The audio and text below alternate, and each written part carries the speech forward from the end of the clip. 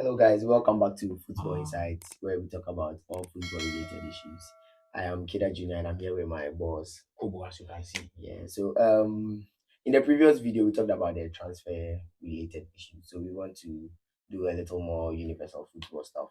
I don't know. Let's start. Where should we start from? Raheem Sterling and the Chelsea situation. The Raheem Sterling and the Chelsea saga.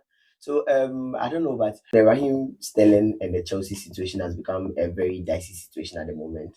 I don't know, but Sterling doesn't seem to have a place in the Chelsea team under Enzo Maresca, and he has made it very clear.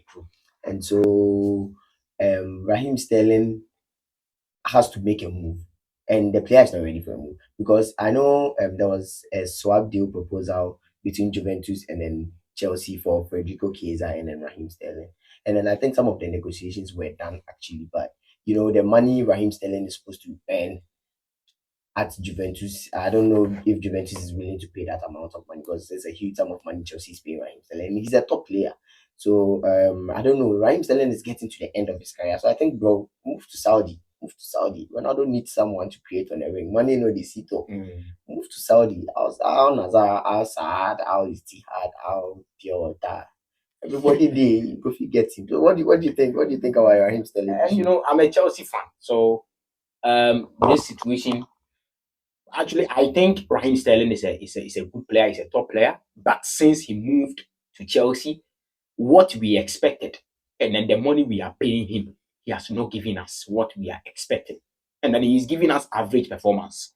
So if I don't believe in the plans of the owners. That is my opinion. I don't believe in the plans, the project, everything they are doing. But with respect to Raheem Sterling, £350,000 £350,000 a week for Raheem Sterling. And with this performance, bro, come on, you have to move. Raheem Sterling played very well for you. Raheem Sterling no be score free kicks on time.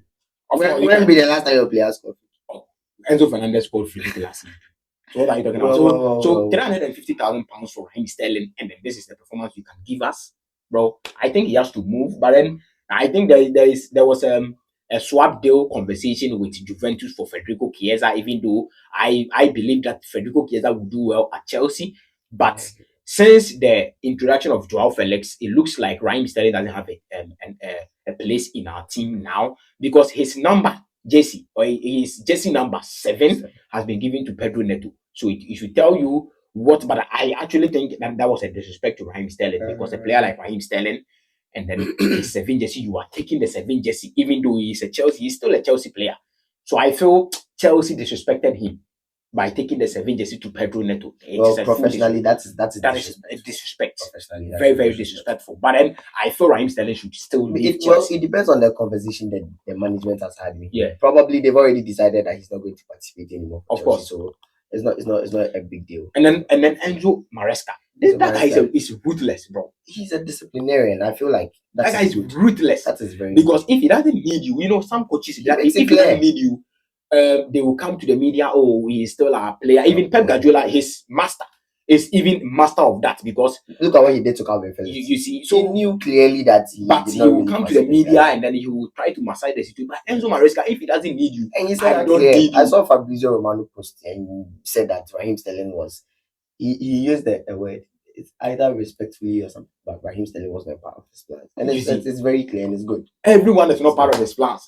I'm sure Toboli will not be even part of his plans. So the situation of Raheem Big ups Enzo Maresca. So the situation of Raheem Sterling, bro, I think he has to leave. But then now let's see, because he doesn't want to go to Saudi. Yeah, he doesn't want to go to Saudi. And then I have seen Aston Villa negotiating for Raheem Sterling. I don't know whether it is going to materialize. But let's see what happens with Raheem Sterling. So that is what I have to say about Raheem Sterling. The painful thing is that Raheem Sterling is going to cook for Aston Villa against Chelsea if he moves there. Let's see. So the next thing we are going to talk about is the PFA Team of the Year, PFA Player of the Year, and the PFA Young Men's Player of the Year. So let's start from the PFA Young Men's Player of the Year. This year's PFA Young Player was Cole Palmer, of course, the cold one. And then it was very obvious actually because Cole Palmer did incredibly very good for Chelsea last season. I feel like Cole Palmer is a very incredible player, and we could even witness that during the Euros. And so I feel like Cole Palmer as the PFA Young Men's Player of the season it's a very incredible take. It was so top notch, and it's absolutely very right. I'm so happy for the guy. As a young lad in a Chelsea team, like as an English boy, some of these things are supposed to boost your morale, right? So I feel like it's a very good step in the right direction for Copa. What do you think about But before I start, the nomination came, the top 6 nomination, and then it was Kobe Menu, Michael Olise, Ganacho, and then the likes. And then the guys, I have the guys in my WhatsApp group, they were laughing that this is a disrespect. You cannot put Obama in a nomination with all this kind of bad. But that is just by the way. But Obama, he deserves it. that? He deserves it, bro. He deserves it. I didn't believe, can you believe I didn't believe in the transfer of Obama? Obama coming to Chelsea in my Chelsea group, outside, I will, of course, if we are in a group where we have rival fans in the group, Barcelona, Real Madrid fans mixed up in the group, I will do everything to defend my player. But when we go to Chelsea group, that is where we throw the fire. You see, so I didn't actually believe in the signing of Obama.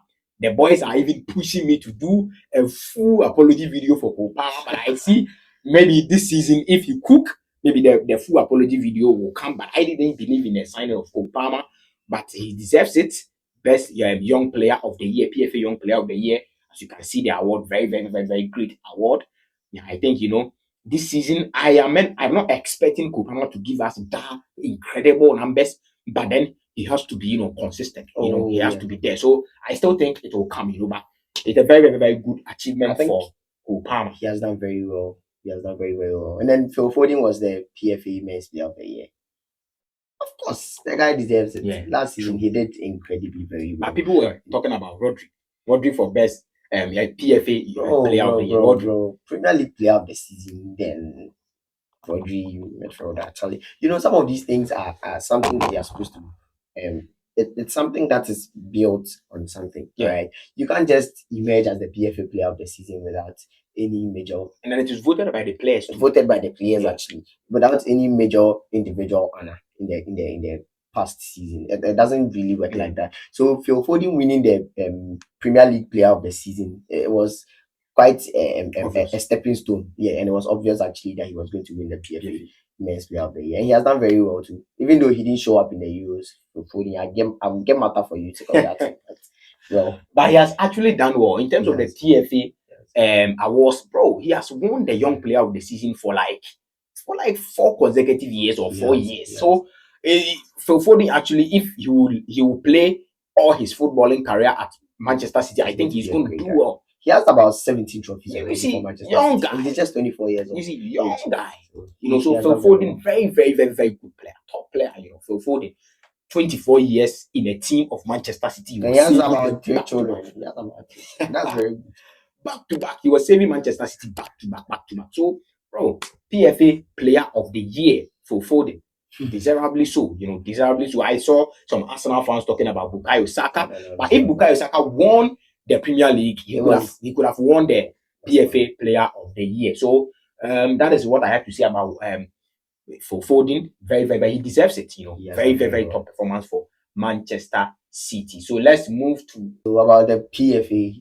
The place where I have a problem about the whole PFA awards thing is the PFA Team of the Season.